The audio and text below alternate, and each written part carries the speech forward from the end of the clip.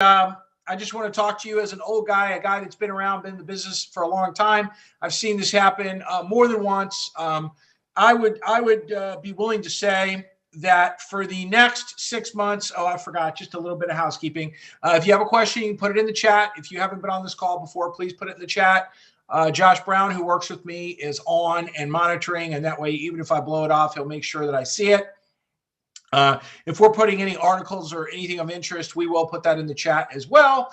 So feel free to use the chat. People are watching on Facebook, YouTube, LinkedIn, and of course, directly on the Zoom. Thank you for being on, everyone. This is the Big Joel Community Call, 2 p.m. every other Monday for now.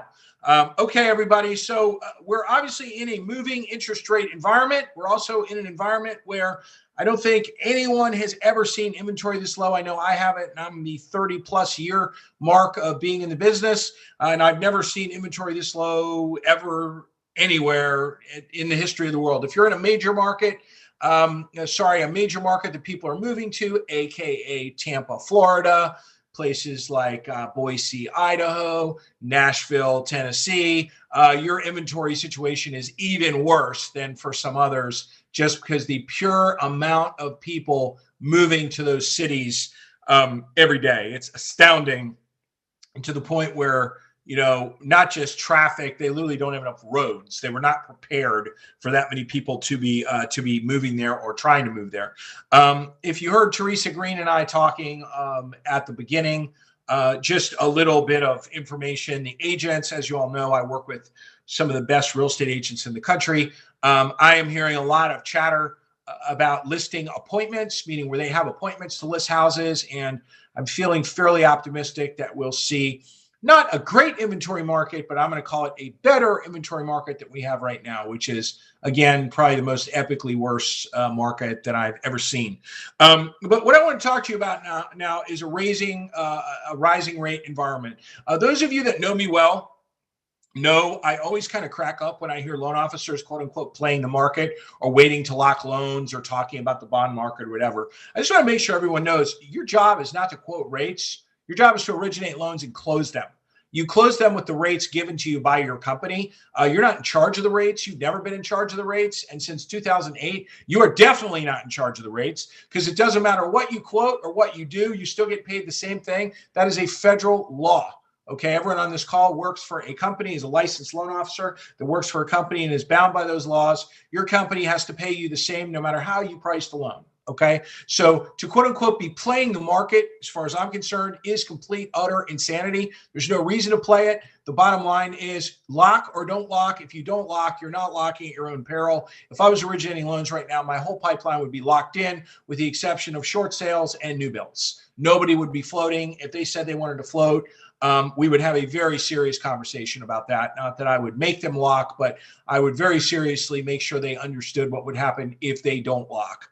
With that said, those of you that have not been through this before, when you are pre-qualifying borrowers in a market like this, I typically would pre-qualify 3/4 to a point over, which means if the rate is 4, I'm qualifying at 4 3/4. I'm not telling the borrower what I'm qualifying at. I'm not necessarily quoting payments. This is in the scribble on my pad next to what I'm doing. So I know my agent partners are protected. Someone goes out on the street looking at houses. It takes them a while to buy a house, which it is in this market. You never have to deliver the bad news of, oops, your person's not qualified anymore. Okay, which for those of you that have never seen that, that is no fun. I mean, literally no fun. Okay, it's way more fun to go, hey, the market moved, but I covered you. Your person's still fine. You're good to go. Write them up. Okay, so if you're qualifying people at the current rate today, you're certifiably insane. I would not be doing that at all in a market like this. We have no idea what this market's going to do. The only indicators we have is it's going to continue to move up a little bit until it's settled down. Those of you that have been originating for a long time know that anyone complaining about a 4.5% or 5% 30-year fixed rate should be hit probably with a baseball bat, because there's plenty of people on this call that originated loans at 12%. You also understand that people buy when they want to buy. It doesn't really matter what the rate is. If they have to buy, they buy. Okay, good lenders, and we have plenty of them in the market, start to develop more and more exotic products to be able to pre-qualify people easier. You will need to learn how to sell adjustable rate loans. If you've never done that before, you'll need to learn that as we move a little bit away from a 30-year fixed market. Again, that would be a huge rate swing upwards for the foreseeable future. I think 30-year fixed rate is still pretty much the way to go, or a 20 or a 15 or something. If you're buying a house, depending on how long you're going to be in there. Those of you that have been around for a while are very, you know how to sell ARMs, you know how to sell 7-year bullets and 10-year bullets and 723s and 2-1 buy downs and 3-year ARMs and 5-year ARMs and 7-year ARMs. Those of you that have been around, you know how to do that. Don't be surprised if you do not go back to doing that for a little while. Now, with that said, because the rates have moved up again, I don't know whether you work for a company that is already laying people off, but a lot of the big companies are already having layoffs, okay? And they're not laying off 9,000 people, but they're definitely cutting staff and preparing. The reason they're cutting staff and preparing is they are watching their locks come in every single day. And if they were staffed up to do a ton of refis, well, then you can assume they're going to staff down.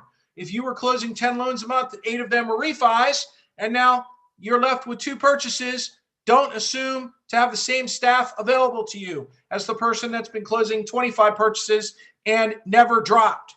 Okay? Very important that you understand what is going on here. The only thing that matters are purchase money loans right now. Of course, you want to take all the refis you can. I'm not saying not to. I'm just saying you better be watching your purchase money production. That's what it's all about. Those are the loan officers that are going to have plenty of staffing for them. People that were 80% refi last year, it's going to be a very cold winter and spring for you as far as ops go, unless you get your purchase business up. With that said, in these type of markets, large players, banks and whatnot, lower their rates as much as they need to so they don't have to lay people off. It is more cost effective for them to do a refinance at 3/4 in rate below where you are than lay off 5,000 people. So this is what I call a time in a market where loan officers whine at the highest level of their rates are too high. My rates are too high. My company sucks. My rates are too high. My company hasn't adjusted. They don't know what they're doing. I need to move. My rates are too high.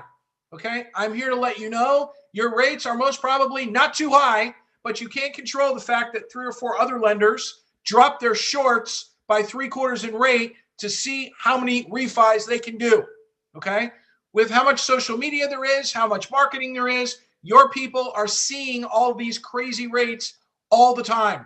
Okay, so please, before you start getting in a tizzy because you think your rates are high, take a breath and realize what is going on, okay?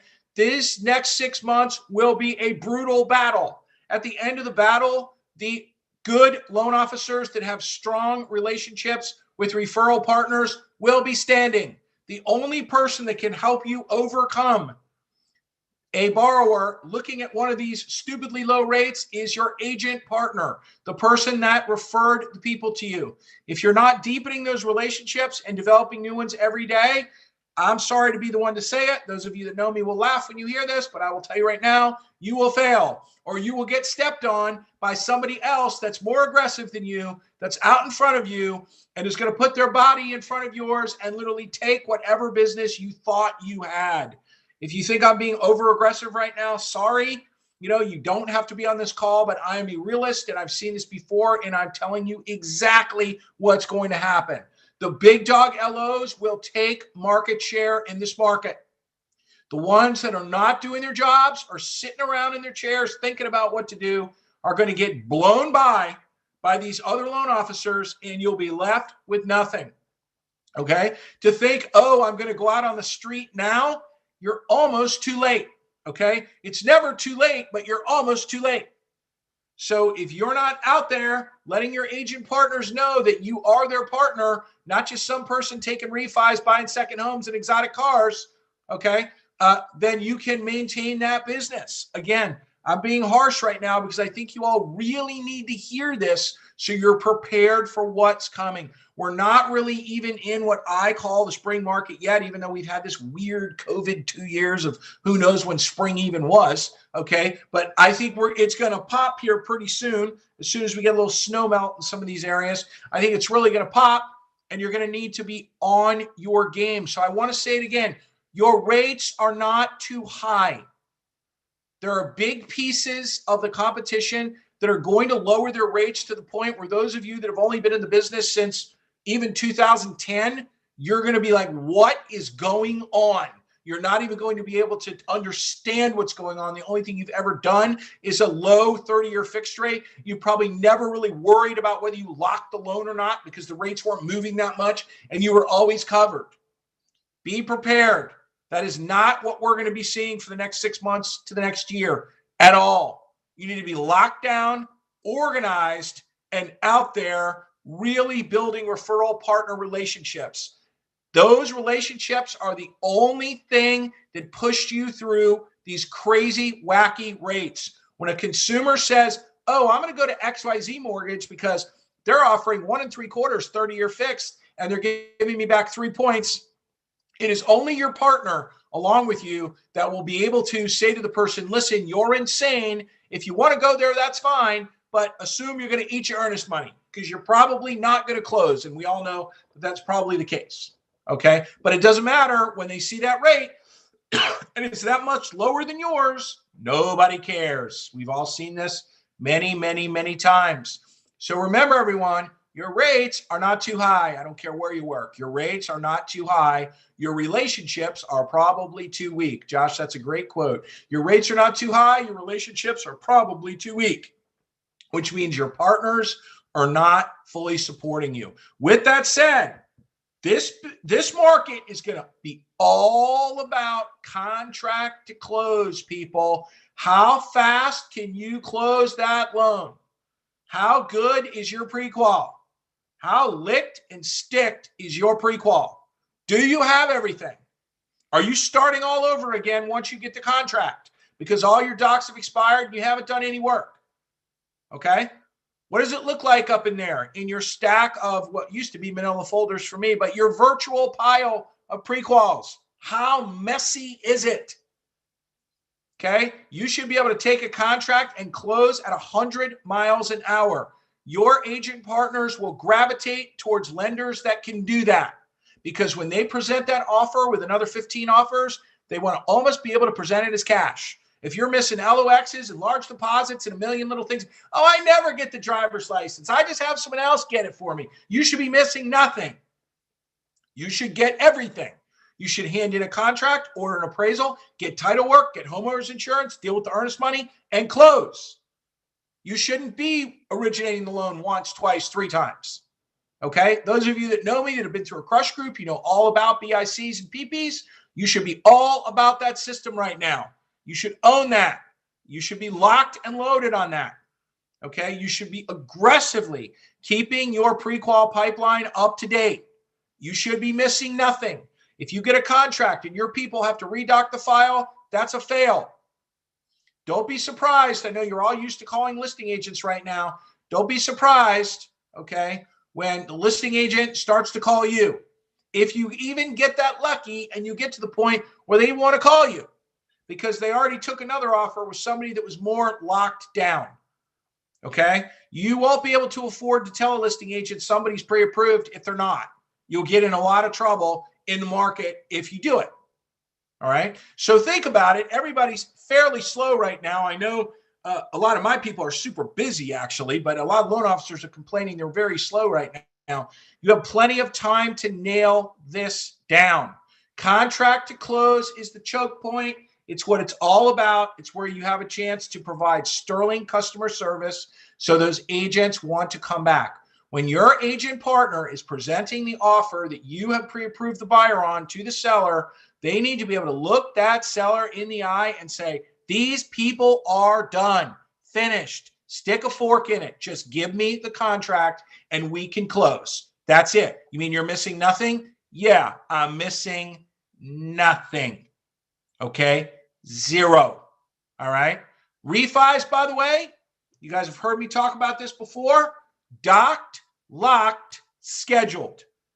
If I'm you, I'm not taking a refi that's not docked. I'm locking every one of them, and I schedule them like a purchase loan so my people can push to a date the same way they push to a purchase date, okay? No more of this yelling down the virtual hall, hey, let's close Smith the third week of April, right? Just let your ops people figure it out. Nope, schedule it, okay? Your ops people will love you for it because that way they can push to it just like a purchase loan.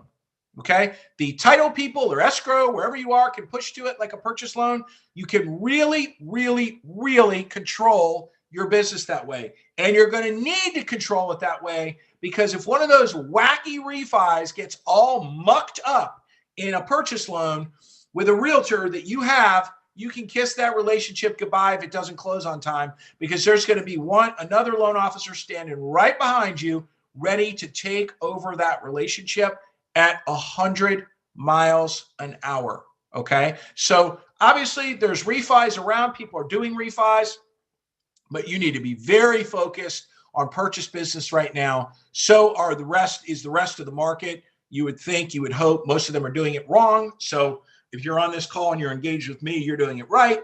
And you already have a leg up, but most loan officers are doing it wrong. They're still doing that stupid thing where they sit in their nice little hidey hole on their phone and they call agents and say, hi, this is so-and-so with so-and-so mortgage. I'm wondering if you have time on Thursday at 5 or Friday at 2 to meet with me for coffee so I can tell you how great I am. Click. Okay. Loan officers are still doing that. I'm sure you're noticing not a lot of success with that. Okay. Because that really doesn't work anymore.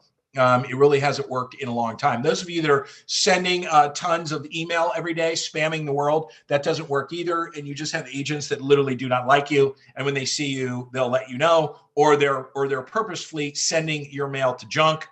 Email is pretty much dead, by the way. So if that's the way you're operating your whole business, you should think twice about that. The best sales tool that you have is on your feet. Is in your shoes right now. It's on your feet. That's getting out there and actually STP, seeing the people. Okay. So this week, I just wanted to get you thinking correctly before you start a high-pitched whine of my company sucks and my rates suck.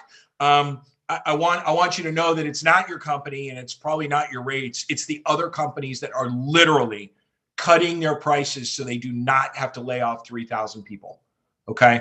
If you want to keep support staff that you are afforded the luxury of working with right now, then you better get off your butts and originate some loans because you're going to be over in the corner not able to talk to any LOAs or any SAs because you're not doing enough business because a lot of those people, unfortunately, are going to be laid off. Okay. And we don't want that. So if you want to protect your people, you need to do some loans.